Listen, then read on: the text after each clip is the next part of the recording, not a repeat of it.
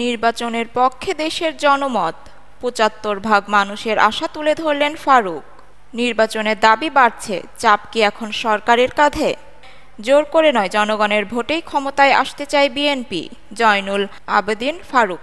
BNP চেয়ারপারসনের উপদেষ্টা জয়নুল আবেদিন ফারুক জানিয়েছেন, তাদের দল কোনোভাবেই জোরপূর্বক ক্ষমতায় যেতে চায় না, বরং দেশের মানুষই পরিবর্তন চায়, আর তা নির্বাচনের মাধ্যমেই সম্ভব।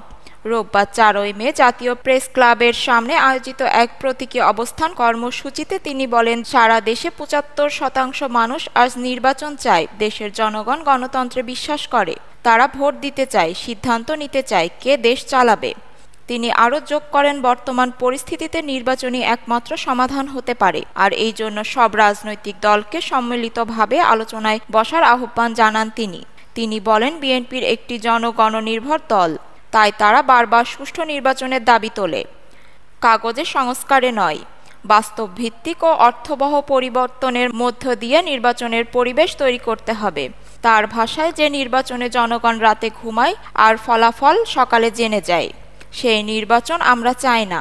বিএনপি কখনোই ভোটাধিকার হরণকারী প্রক্রিয়ার অংশ হতে পারে না।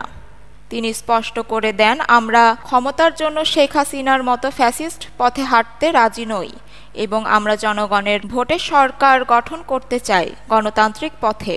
তিনি আরও বলেন, বিএনপি সবসময় নির্বাচন কেন্দ্রিক রাজনীতিতে বিশ্বাস করে। দেশের নির্বাচন ব্যবস্থাকে সাধারণ মানুষের নাগালে আনতে প্রয়াত রাষ্ট্রপতি জিয়াউর রহমান যে সংস্কার করেছিলেন তা আজও প্রাসঙ্গিক। তার মতে, এখন যারা ভোটের কথা শুনলেই অস্বস্তি বোধ করে, তারা গণতন্ত্রের শত্রু। এই পরিস্থিতিতে দ্রুত একটি নিরপেক্ষ অন্তর্বর্তীকালীন সরকার গঠনের মাধ্যমে সুষ্ঠু নির্বাচনের রোডম্যাপ ঘোষণা করাই হতে পারে সংকট সমাধানের পথ। আপনার চোখে কি দেশে সঠিকভাবে জনগণের ভোটাধিকার প্রয়োগ হচ্ছে? মত দিন কমেন্টে। ধন্যবাদ।